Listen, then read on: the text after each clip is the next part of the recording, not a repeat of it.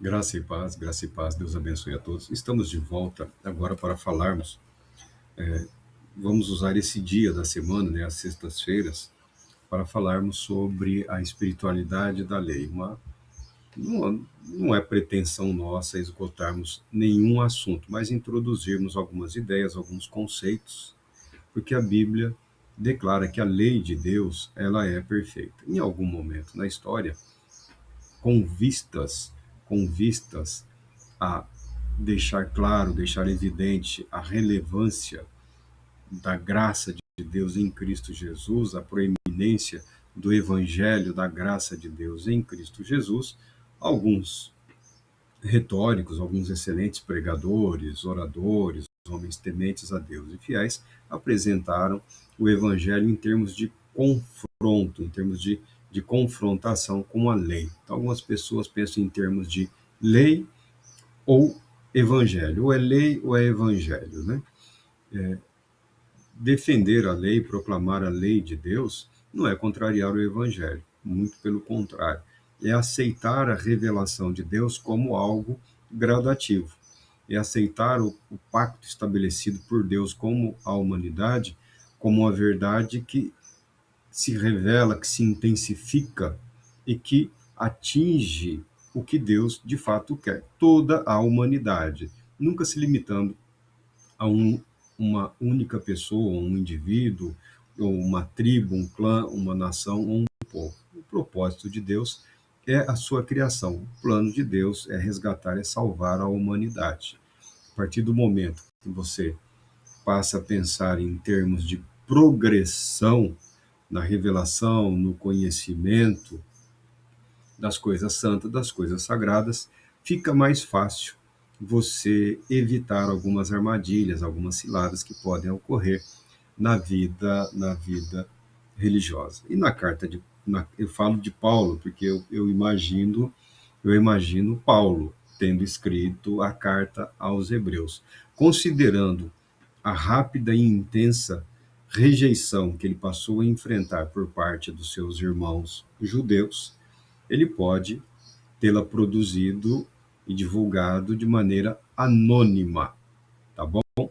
Mas bem pode ter sido algum outro apóstolo, algum outro discípulo de algum apóstolo. Entretanto, a carta foi escrita por alguém versado nas tradições, nos costumes judaicos, alguém com um conhecimento profundo da religião judaica, alguém cuja alma foi tocada pelo evangelho de Cristo Jesus.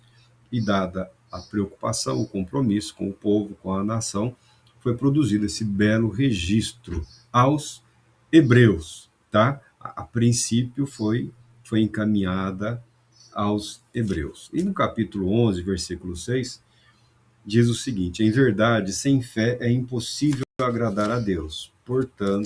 Portanto, qualquer pessoa que dele se aproxima, qualquer pessoa que se aproxima de Deus, para qualquer pessoa que dele se aproxima, é indispensável ou imprescindível crer que ele é real e que recompensa todos quantos se consagram a ele.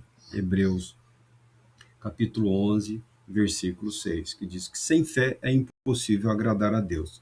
De antemão você pode ficar tranquilo, porque a fé é um dom de Deus. Alguns falam de uma fé sobrenatural, de uma fé que excede, mas a fé, o ser humano, essencialmente, na sua essência, ele crê em Deus. A alma humana, o espírito humano, anseia por Deus, tem essa expectativa, essa expectação em relação a Deus. O ser humano é, por natureza, devoto.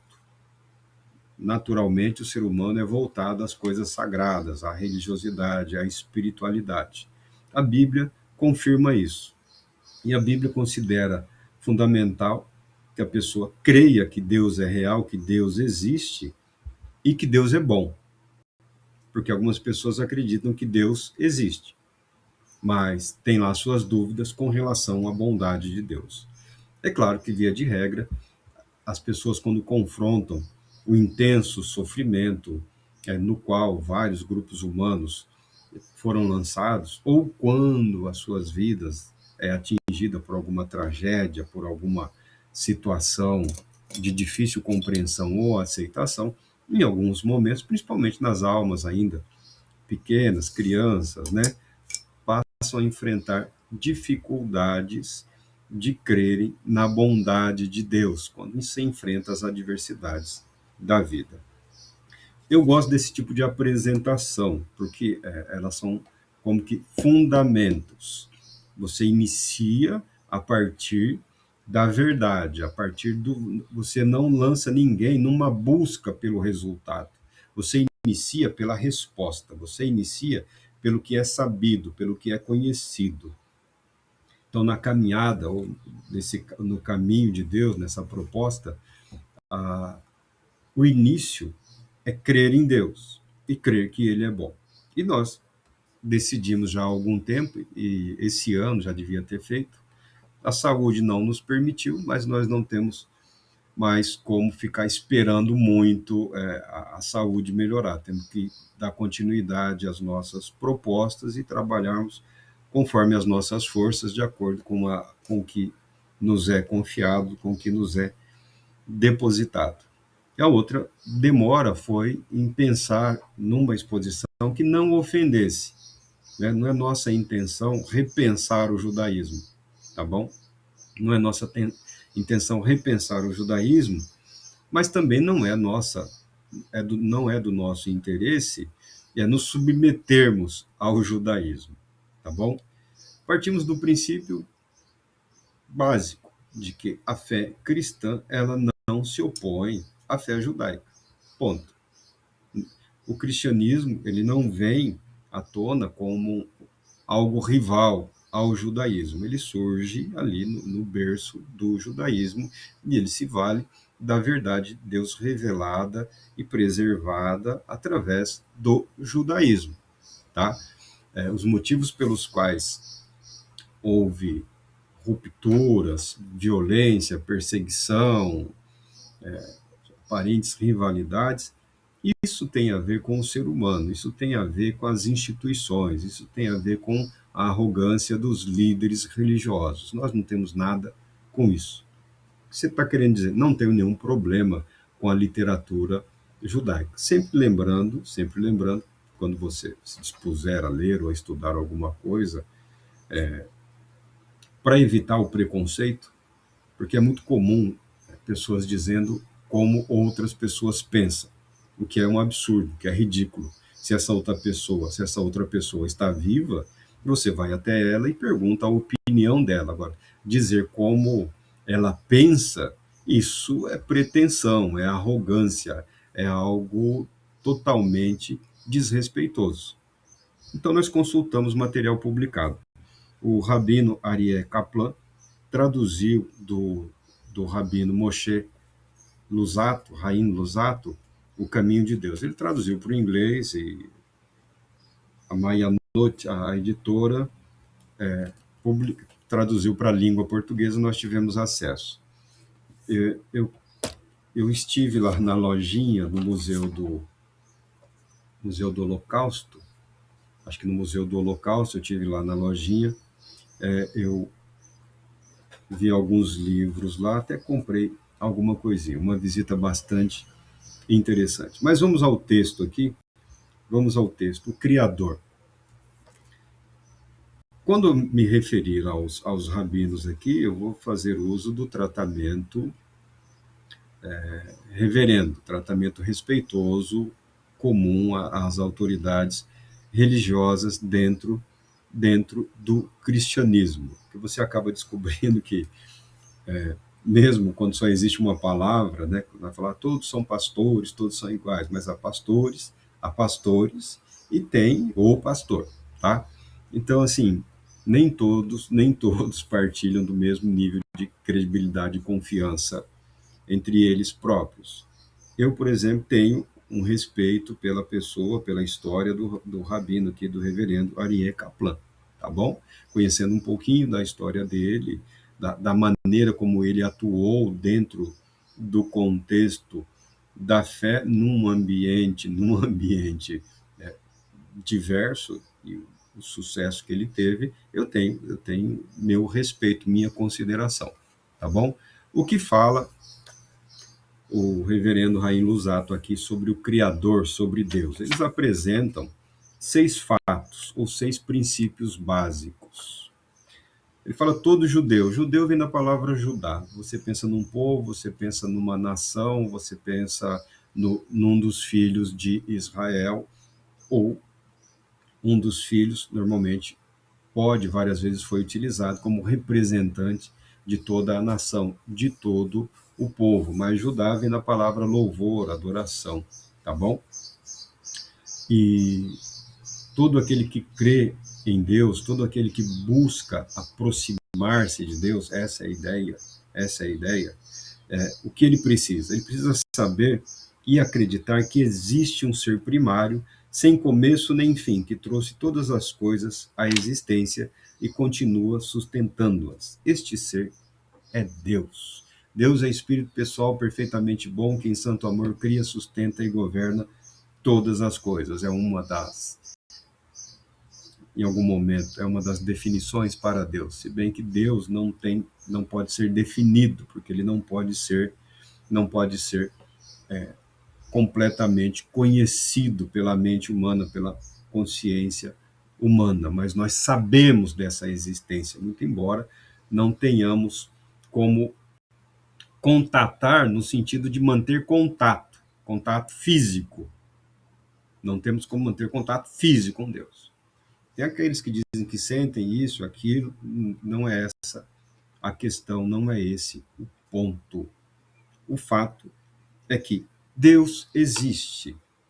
Deus existe. Nós devemos sempre partir dessa verdade, de que Deus existe. Esquecer um pouco os que negam a Deus. Esquecer um pouco os que contrariam a verdade da bondade de Deus. Esquecer um pouco a maldade, a malignidade e fundamentar o nosso pensamento, as nossas ações, as nossas reflexões no que é real, no que é fundamental, no que é essencial. Deus existe. Deus é o princípio de todas as coisas. Todas as coisas criadas tiveram sua origem em Deus. Outro sim é necessário saber que a verdadeira natureza de Deus não pode ser compreendida.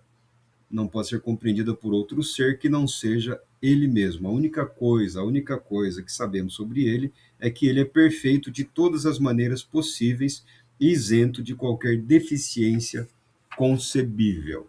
Deus é totalmente santo. A Bíblia declara que Deus é espírito. Deus é espírito, mas nós não somos capazes de definir espírito. Nós pensamos em espírito como algo diverso do que é matéria, tá? Deus é espírito, ou seja, Deus não é matéria, Deus não é corpo físico. Portanto, nós temos algumas dificuldades de mantermos contato com ele. Alguma, mas isso não significa que seja impossível agradar a Deus ou desenvolver esse relacionamento com Deus, porque o ser humano, nós também somos espírito. Também o ser humano possui um espírito.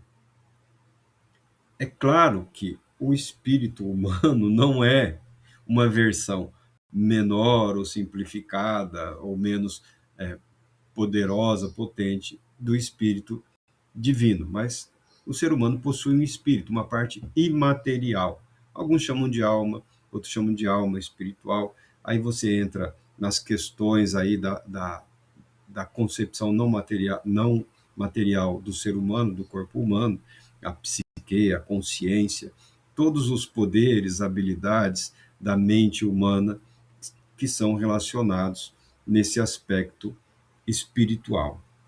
Tá? Deus é espírito, e a Bíblia declara: importa que os seus adoradores o adorem em espírito e em verdade. Isso não significa que o ser humano precise despir-se ou desfazer-se do seu corpo, da sua vida, porque nosso espírito não é necessariamente prisioneiro do nosso corpo. O espírito humano se expressa através do corpo físico, tá bom? A separação significa morte. O ser humano não foi criado para ser como uma essência, só o espírito sem o corpo, tá bom? Sem o corpo, o espírito humano está limitado. O que nós cristãos aguardamos e que os religiosos de um modo geral aguardam é na ressurreição para a vida eterna, o corpo compatível com a eternidade, que alguns podem usar a expressão um corpo espiritual, mas é o corpo físico transformado, ou seja, tornado compatível com o ambiente eterno. Como é o ambiente eterno? Certamente é um lugar muito bom, tá bom? Para o qual nós não estamos ainda preparados. Carne e sangue não podem herdar a vida eterna, ou seja, o corpo físico, o corpo material. Um outro princípio, um outro fundamento é necessário também estar ciente de que a existência de Deus é imperativa. É absolutamente impossível que ele venha, porventura, a deixar de existir. Ou seja, Deus, a palavra em si, deveria ser suficiente. Deveria ser praticamente desnecessário precisarmos dizer Deus existe. Deus. Falando, Deus é bom. Deus. Tudo que você possa imaginar relacionado ao que é bom, o que é perfeito, o que é justo, o que é correto, está contido nessa palavra. Deus é um imperativo absoluto. Deus. Qual é a prioridade da minha vida? Deus. Qual é o propósito último da minha existência? Deus. Qual é a razão do meu ser? Deus. Tá? É nessa linha. É claro que a narrativa e a discussão no contexto judaico, eles seguem os seus próprios caminhos, sempre ali podando no que possa referir-se ao cristianismo. Mas essa é uma defesa do judaísmo, tá bom? Essa é uma defesa do judaísmo, a necessidade de preservar uma identidade do indivíduo, uma identidade social, uma identidade cultural, uma identidade religiosa, uma identidade nacional. Na verdade, não é uma necessidade só do judeu, é uma necessidade de todos os povos. No Brasil, nós vivemos um fenômeno diferente. Ao invés de preservação de identidade, nós vivemos muito ainda aqui, grande parte das populações que habitam o nosso país, o Brasil, o desejo de integrar-se de fazer parte. Não é isso? Nós queremos fazer parte do Brasil bem-sucedido, do Brasil que dá certo, do grupo tal, do grupo tal. Nós pensamos em termos de interação ou integração ou participação, tá bom? Não necessariamente de preservação de um grupo. Queremos fazer parte. Essa é a essência. Tanto que as políticas públicas aí têm nomes relacionados a isso, né? Como se fosse possível ao Estado satisfazer os anseios últimos do ser humano. Mas as questões espirituais, elas envolvem também as questões sociais, políticas, econômicas, as relações pessoais e interpessoais. Um quarto ponto. Além disso, também é necessário saber que a existência de Deus não depende de nenhuma outra coisa. A sua existência é intrinsecamente imperativa. Nós falamos disso daqui. Olha, Deus é totalmente independente. O que é essa independência? Deus é o criador de todas as coisas, da Terra, da galáxia, do universo, da humanidade. Mas, ao mesmo tempo, Deus não depende do universo. Tá? Deus não depende da humanidade. Tudo que ele criou com um propósito, com um objetivo. Tá? Nada do que ele fez por diversão. Tá bom? Não pense que Deus estava entediado e decidiu criar o universo. Não, não é assim. Essa expressão significa que Deus, de modo algum, pode ser refém daquilo que ele criou. Tá? Deus não está preso. Deus se permite conhecer e Deus se permite estabelecer um relacionamento com a sua criação, sendo ele o sustentador, o governador. Mas há um convite para que se estabeleça um relacionamento. O nome disso é religião. O modo correto de nos relacionarmos com Deus. Né? A liturgia, né? As regras, as práticas corretas e adequadas em relação ao sagrado, em relação ao santo. Mas, ao mesmo tempo, Deus não está preso, Deus não está limitado. Deus é absolutamente independente da sua criação. Ou seja, Deus não se confunde com o que ele criou. Tá bom? De modo similar, é necessário saber que a essência de Deus é absolutamente simples, não precisando de nenhuma estrutura ou qualidades adicionais. Todas as perfeições possíveis existem nele, porém de uma maneira absolutamente simples. Quando um judeu fala da simplicidade de Deus, que Deus é um, eles gostam muito dessa palavra um, a palavra essência, ó, o apóstolo João fala que Deus é amor. Deus é amor. Deus é amor. Aí, cada um corre para entender o que o apóstolo João quis dizer com isso. Quando usamos a palavra essência, na verdade, essa palavra, essência ou substância, essas palavras não são, não são possíveis em relação a Deus. Tá bom? Porque quando falamos essência ou substância, nós estamos imaginando, porque nós pensamos em termos materiais ou em termos relacionais. Nós podemos pensar até em energia pelo que ela é capaz de produzir, não é isso? A energia elétrica está aqui, o computador está ligado, a iluminação aqui está funcionando, uma ventilação, porque é verão, então sabemos da energia elétrica aí. E você sabe dela quando você comete aí a insensatez de tocar em um fio exposto, aí você é eletrocutado, né? Você toma um choque, por assim dizer. Mas foram as palavras, os teólogos cristãos também utilizaram para falar de essência, de substância, para falar da simplicidade de Deus. Mas porque não existem outras palavras. Nós não temos um vocabulário apto para aquilo que nos é totalmente superior. Você entendeu? Então, nós expressamos as nossas convicções de uma forma limitada, de acordo com aquilo que somos capazes de compreender. E boa parte da revelação tem esse caráter.